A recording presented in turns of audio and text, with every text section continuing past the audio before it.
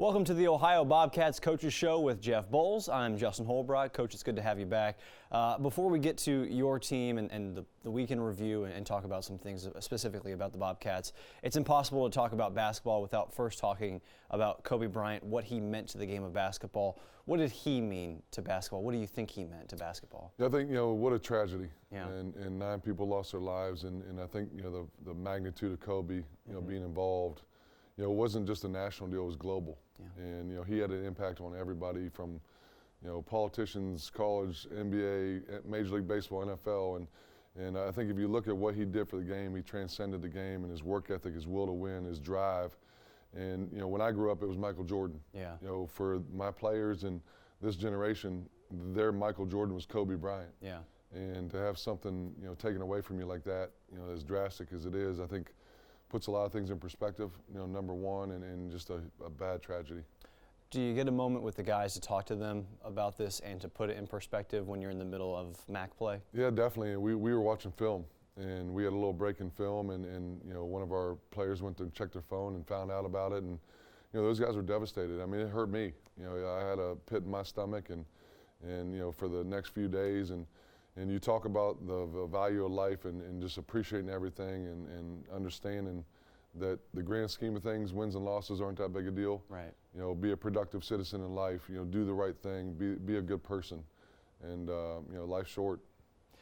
We can all attain for that goal, and let's get to the game that Kobe loved. So we're going to start with Akron. That was last Saturday. We talked about this last week, but trying to overcome slow starts, down by 16 at halftime. I know I asked you last week, but again, that was only 7 points. This one was 16. What's it going to take to overcome these slow starts? Yeah, I think if you look at the game, we were down 2. It was 32-30 with 5:20 left in the first half. Mm-hmm. And they made a run to end the half. And that was the difference in the basketball game. We came out in the second half, after our halftime talk, spirited effort, ball was moving, energy was there, and scored 54 points. Right. So it was good to see our guys' response after halftime, and I think that may have helped us turn the corner. I know we lost last night, but the effort was there, the ball movement was there, the determination was there, and I really enjoyed the response they had.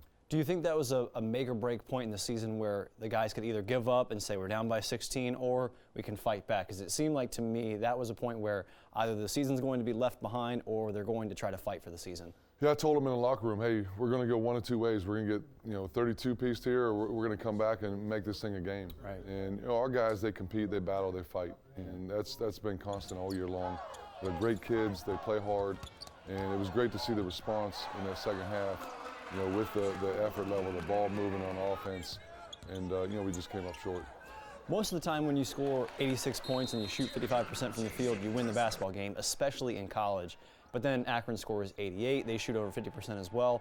Was it their offense was just doing well, or your defense couldn't find a solution to what they were doing? Yeah, I think it was a little bit of both. Their little point guard was really good. Yeah. He hit some tough shots, back watching the tape, contested shots, but when you give guys confidence. Mm-hmm. The basket looks bigger. The ball goes in, and I think it's happened multiple games for us. And we played a couple high-level teams where all they want to do is score. Well, you got to get stops. Mm-hmm. And at one point in the second half, we were just trading baskets. We started getting stops. That's how we got back in the game, and they made the plays at the end.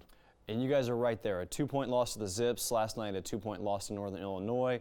Both had a chance to win it late in the game. What's it going to take to get over that hump? Because it seems like you guys are right there. Yeah, we got a young group, and these guys haven't been in these situations before.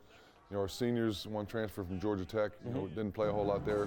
Jordan Dardis hadn't played in 2 years, so the ability to find a way to win games, that's the difference, that we need to get corrected. And it might not be the last play of the game. It could be something in the middle of the first half. Where it's a game-winning play, just sprint back in transition, making your layups, hitting your free throws. But we're going to continue to work, stay positive. We're right there, and we're going to start winning these games.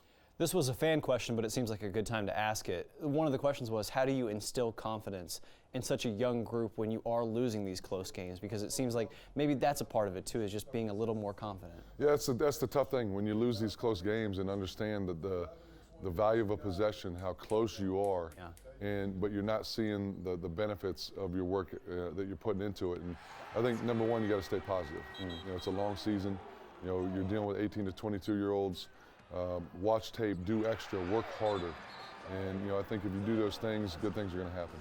We talk about leadership amongst a young team. Are you starting to see some guys come up and be leaders? Because it's hard to find those when you have 7 freshmen on a team and when you have a lot of transfers and guys are trying to mesh. And you don't want to be the guy that, over and over says, this is what we need to do. You need some other guys to step up. Yeah, that's probably been the biggest thing, probably the last 2 weeks. Ben Vanderplas, Jay Preston, those 2 guys have really stepped up from a vocal standpoint. And, it starts with those guys. When they set the tone for practice, they set the tone for everything. And I think now that you're seeing them be more vocal, that's just going to help continue in part of the process. Speaking of Jason Preston, he had 40 minutes against Akron, 40 minutes against Northern Illinois. He's top 10 in the country in minutes per game. Is there anything negative, though, about relying on a guy that much to play that many minutes? I think as long as you're capable of doing it and you're playing at a consistent level, sure. 40 minutes, I don't see a problem with it. And when guys start playing that many minutes, they get conditioned to play that many minutes. Okay. And he's a big part of what we do. He's top 10 in the country in assists. Right. And so we're going to keep playing him. Consistency. You score 86 against Akron, and then you score 59 against Northern Illinois. What's there? What's the gap in offense and maybe defense too, where you give up 88 points, but then you only allow 61 points? Yeah, last night's the games are 2 different games. Akron wants to go up and down. Sure. Northern Illinois wants a half-court game. So last night there was only 59 possessions. Against Akron, there was like 76 possessions. Okay. So there's a lot more opportunity to score. But when you play a low possession game like we did last night, your free throws, your layups, your wide open threes, all those things matter because there's limited possessions. We did a great job of taking care of the ball. Only had 9 turnovers. Right. But we missed too many layups, like I said, free throws and wide open threes that you have to capitalize in games like that. Is there a quick solution to doing that? Obviously, you can shoot free throws over and over, but when you have an open shot, either it's going to fall or it's not. What is the solution there? I think number one's confidence. Okay. And as a head coach, my job is to build confidence in these guys. Second thing is reps. If you're not making shots, you got to get in the gym. You got to watch tape. You got to work harder. Sure. When you face adversity, that's the only thing to do. And you go back to Kobe, his thing was will, determination, drive. Continue to work on your craft. And so I think it's a matter of confidence, a matter of work ethic, just continuing to work, because we're going to be in that situation again. And like I said, we're going to start winning those games. All right, one of the things that we do on the show is break down a play. What we have not done yet is a defensive play. A big moment in the game, Ohio down by 2. They're going to get a turnover. Probably should have led to a 3, but a foul was called, iffy foul at that. But take me through this play, how you guys were able to get a turnover. Yeah, so coming down, their best player, German, number 10, he's going to be their all-time leading scorer. Going to score over 2,000 career points. We want to pay high attention to him. So they set a lot of ball screens for him. So if we kind of run it here, here comes the ball screen, stop right here. We want to make sure our 5-man doesn't let him penetrate there. So our guard fights hard over top. We got another guy in the gap here, so we call that 3 on a basketball. Okay. So the big thing is not to let him penetrate the lane. So he's going to kick it here. Back action, gap help. Okay, we got Ben Vanderplas stunting on him, so we have 2 guys on him. And we call this the eye right here, this middle of the lane. Okay. When the ball's on one side, we want to shrink the floor. So we want to kind of crowd the floor, get in our gaps here.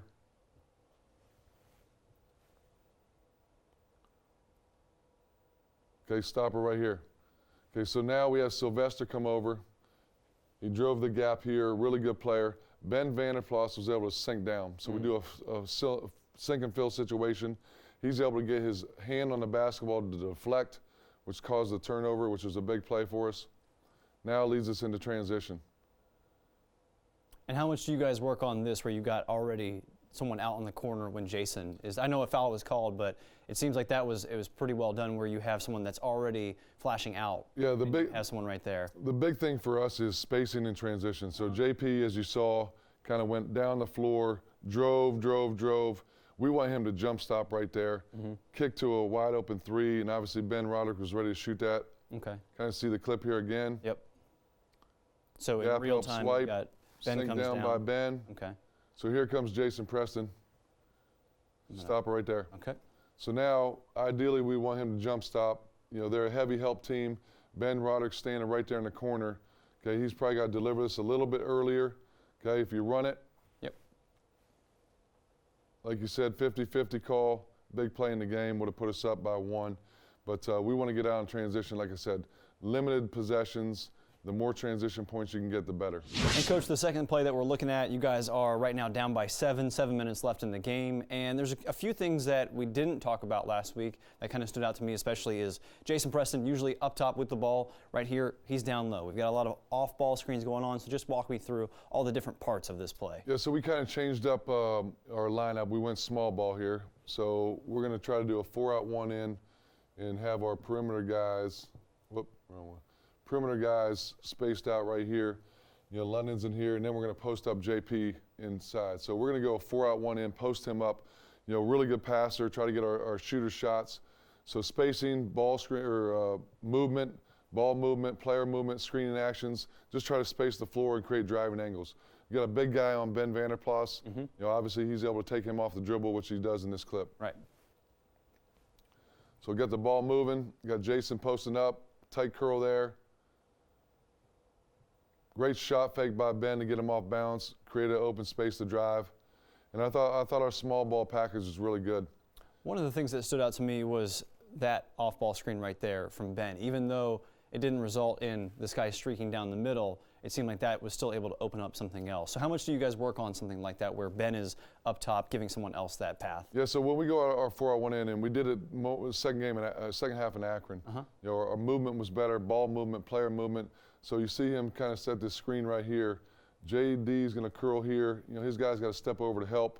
He's going to pop back. Obviously, you see the pass here, and then that's where you get the open lane off the shot fake. Okay. Got the tight curl. His guy's got to help. Now, if you're Ben, obviously he decides I'm going to go in for the layup. Is there something that he can do to reset the play if he were back up on the top of the key instead of taking it? Say there's a lot of congestion and down low. Yeah, biggest thing is once the ball comes from one side here, you want to reverse the ball to the other side. You don't ever want to go back to the same side because, like you said, the congestion is going to be there. So the spacing is going to be key. But the tight curl made his guy help. He was able to pop. Close out by his guy off bounce, shot fake, and that's how he was able to drive in there for a layup. We'll see that once again.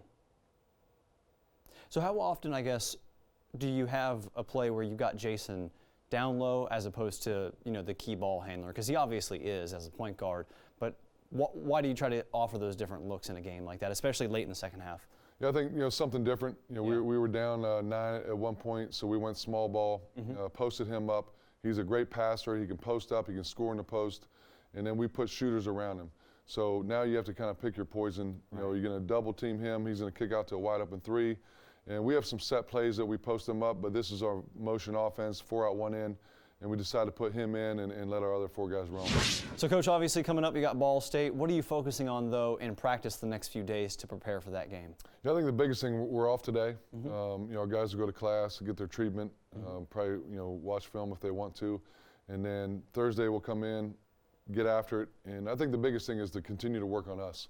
Work on what we need to get better at, half-court defense, our motion and movement on our offense.